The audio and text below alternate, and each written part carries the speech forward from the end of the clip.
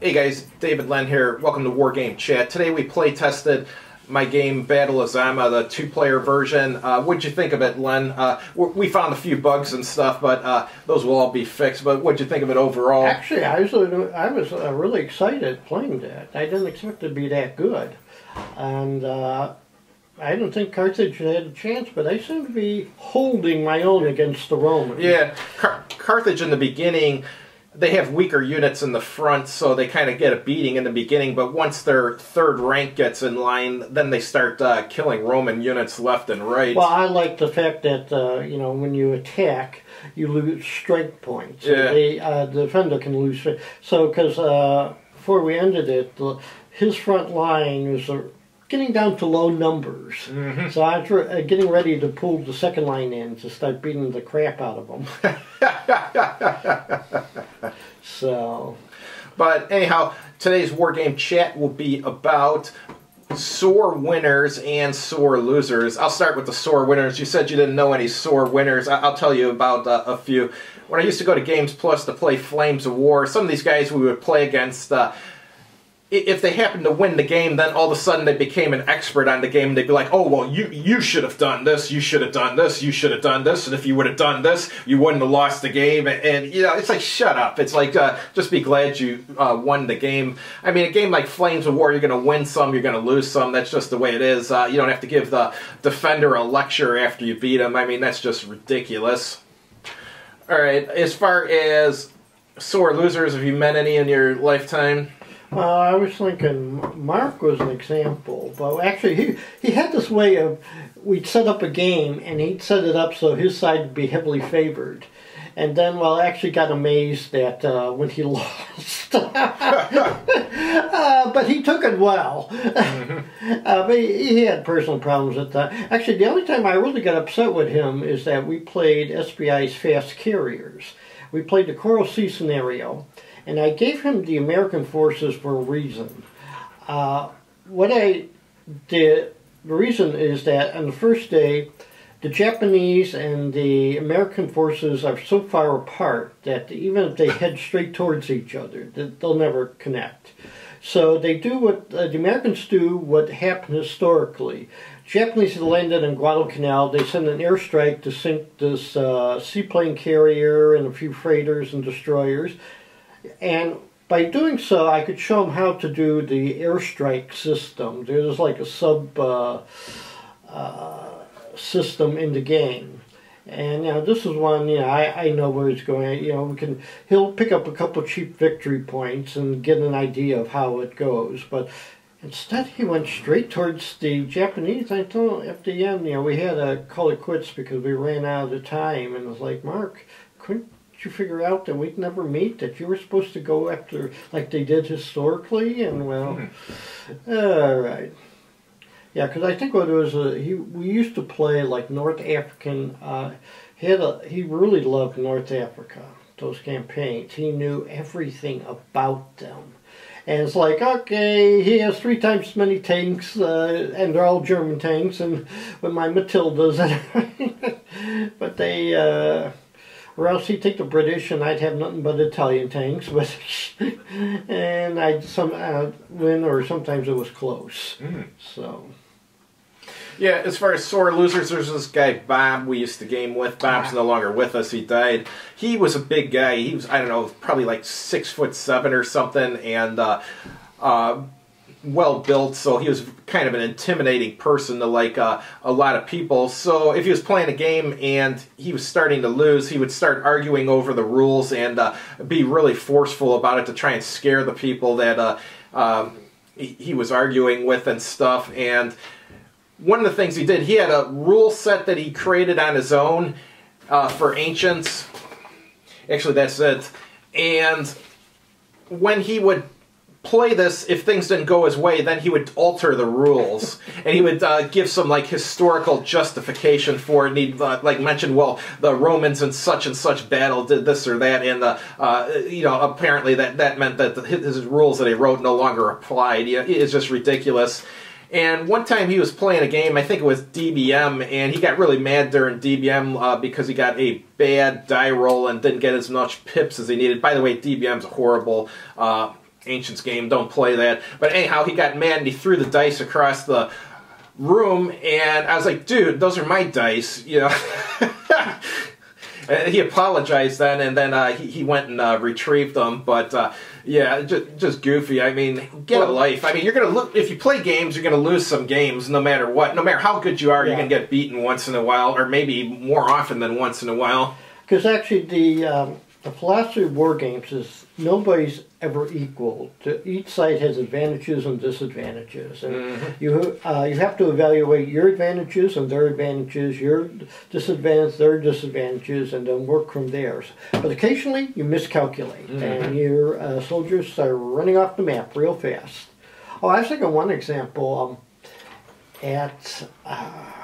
One convention, this guy was running like his naval rules. Now he came out this is a test, like a game test. Right. And, you know, these things may change. Okay, you know, we understand that. And I remember is that I and another guy, we'd had certain debates about whether or not you should be allowed to do things. And he'd be listening in and make judgments based on that. And I remember one guy walked away in frustration. And actually I talked to him later, and he was upset. Well, what he was upset was that in the game, I commanded a light cruiser and some destroyers. And basically the object was to sink the light cruiser. And instead he's shooting at all these destroyers because he wanted to have a nice game. Yeah, I told him, I thought so myself, because, you know, the guy's not dumb. I mean, didn't he calculate that even, you know, after the first ship hits, even though you have a diminished percentage, you still get, you know, you could still do some damage. And once I get past the 50% mark, I'm going down. I'm going to start going down fast at that point. Yeah. So... yeah, his game tests like get strange because we were tempted. Was this Pete?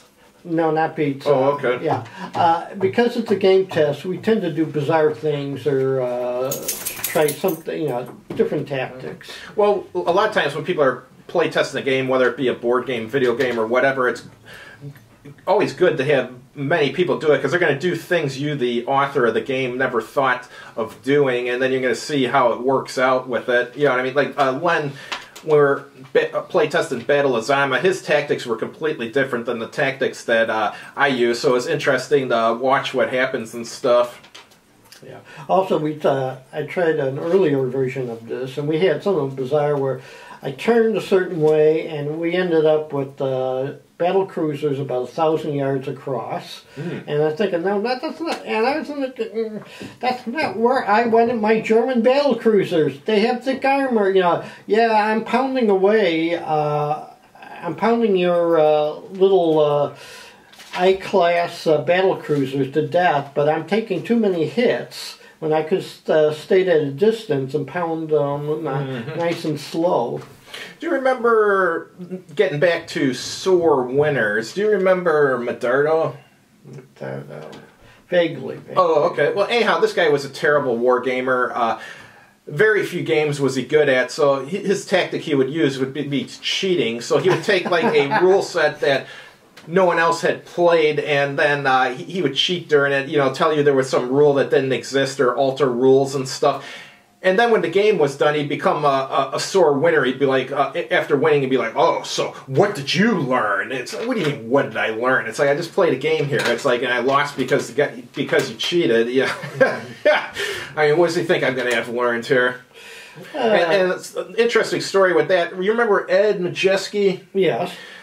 When I first met Ed Majeski, he asked me if I knew Medardo, and I said, yeah, I know Medardo. And he starts telling me about how time he was having an Ancients game with Medardo, and Ed had never played it before, and he's like, I'm 100% sure he was cheating. He's like, I've never read the rules, but he's like, I'm 100% sure he was cheating. So then I told him a few of the stories about Medardo with the what have you learned. He said, yeah, that's the same thing he said to me after cheating and winning the game. He's like, oh, well, what have you learned? I'm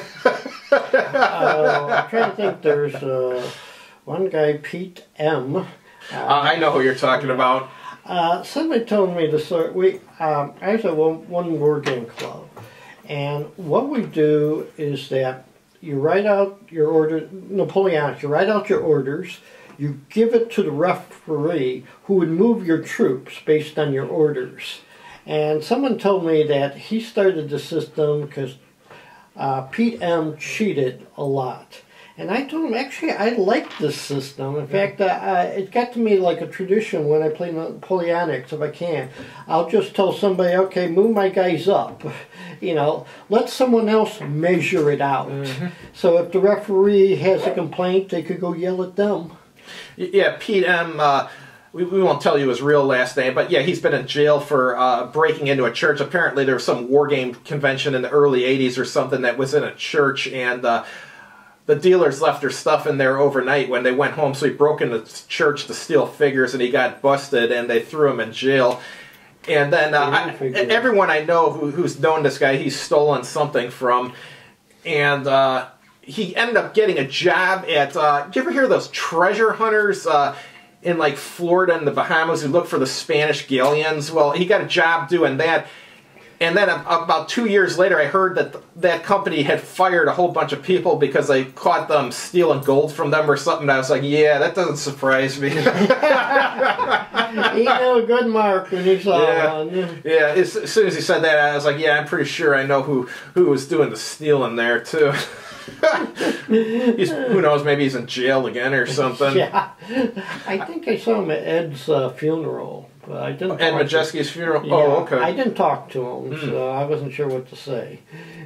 I wasn't sure if he even remembered me. So. Yeah, he stole a book from my dad. My dad invited him over to have an Ancients game. This was in sometime in the early 1980s. And my dad had bought a new book, and he showed it to everyone. And then after everyone left, he noticed that it was gone. So. Yes. Yeah, I was thinking with Mark, I met him a few years ago again at Little Wars, and everything's okay with him. You know, his life's gotten better. That's good. So, and it was like, you know, the problems we had were things you could laugh about. Gee, you have 3 times as many tanks, but hell, I'm not afraid of you. Yeah, I should also remember there were a few scenarios he beat the crap out of me, but he was nice about it. Oh, the other thing, in addition to the sore winners and sore losers, you have the over-competitive a-hole, and it's like it takes the game too seriously and stuff, argues every rule, and just cannot take it if he loses the game. You know what I mean? It could even be a game he's never played before, he knows nothing about, but if he loses a game, it's like his entire life has been lost or something. I can't stand playing with the over-competitive a-hole. Well, actually, a lot of times these guys are the ones, they get out of historical wargaming, since they can never control. If they do anything, well, they might get into the Magic the Gathering. I think I know a few of them get into the sports games, because there the systems are simple and easy to understand.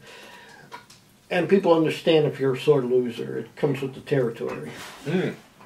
So, yeah, because when I was on Sports League, there were a few ex-war gamers. And, you know, at a certain point they couldn't put up with it. The rules are too confusing and too long and blah, blah, blah. There's actually less problems with sore winners and sore losers in Hex and Shit board gaming than there is in miniatures wargaming. In miniatures wargaming, you're going to come across a lot of types who you don't want to game with. With the Hex and Shit stuff, I haven't had any trouble really with anyone. Well, I think there's always been a legacy with board games, is the fact that you want to play the battle. You want, if one side was favored, you wanted to be played the disadvantaged side, just to see if you could change history. So you accepted the fact that you probably would lose a few more times. Yeah, you do have to accept that, because I mean, some of these war games out there, it's like heavily favors one side due to the fact that historically this side did so well in battle and stuff, so you have to accept that before you play the game. That, let's say for example it's a Roman game and they're fighting some barbarians or something, and in the real life battle the Romans just massacred them, so you got to accept the fact that if you're the barbarian, you're probably going to have a hard time winning in that game if there's any historical accuracy to it whatsoever. Of course, there's one sore loser I can think of. I don't know. I think the problem is I tend to taunt him while we play. every couple of months, I make him play a black powder war game. Yeah. And I love the way, there's too many, you have too many units. I'm not a sore loser. Everything I point out is fact. Well, yeah, well, what it is, you have this way of panicking at times. No, I don't panic.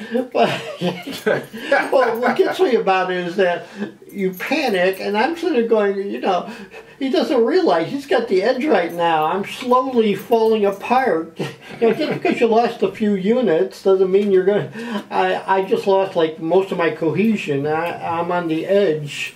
And then a few turns later, you accidentally attack somewhere, and my army goes running, and you're baffled. Maybe I shouldn't taught you while this is happening. But what was it they called that Star Trek, the Subaru, the one in the Academy where they... Yeah, the game where you can't win it, and Captain Kirk won it because he cheated. Yeah, they want to see how you could handle a hopeless situation. Yeah. And, of course, they never explain why Captain Kirk cheated. Because the people running Star Trek are idiots. But anyway, that's a different scenario. Different topic. Yeah, that's something Maru scenario. Yeah. Yeah. So... Any other sore winners or sore losers you've met? No, that's strangely enough, in this hobby, you don't get that much. That's true. In the miniatures you do, but not in the hex and shit war games. It sounds like Warhammer, or a few of those here where you have points where you build the army, you might get more competitive types. Yeah. The problem, I liked Warhammer 40K and games like that, but the problem is, there's some forces that are just going to destroy everything else. Like if you're an Imperial Guard in Warhammer 40K, at least the edition I was playing, and you made a halfway decent army list, you were probably going to win 100% of your games if you're going against Space Marines or something. And in a tournament, you'd probably win like 90% of the time and stuff. So, I mean, that kind of takes the fun out of the game if they got this... force that's just unbeatable. Like I remember this one guy had this Imperial Guard force with 2 vendettas, and each of the vendettas had more firepower than my entire Space Marine army, and that's kind of not an exaggeration. That reminds me and they cost barely any points. I forget that one secret war game club at Northwestern University. Oh, I didn't know they had one. This is a story in itself. One guy named Howard, he was like Napoleonic expert, and I was the only one willing to play him. Now, the guy was good, and and he liked playing me because he had the same feeling that I was good. I told him that I've never played against anyone where if you do it right 99% of the time, just make one mistake, you're dead. You know, like I miscalculated the distance, and this Cuirassier regiment goes through a gap between 2 fire zones, and all of a sudden they're in my rear, and a few turns they're wiping me out. And I talked him into, well, he always, you know, played the French, okay, that's no problem. He always wanted the old guards. I told him, why don't you try a scenario without the old guard? And I told him, replace them with 2 regular infantry units. We played it, he still won, but he said that was actually, you know, the hardest battle he fought. Because I told him the problem sometimes with the old guard is that they're so good, they just wipe out everything. That's a lesson to be learned. I'm not sure what it is, but it's a lesson to be learned. Got anything else, sir? No, that's it. All right, that's all we got this time, guys. Have a good evening.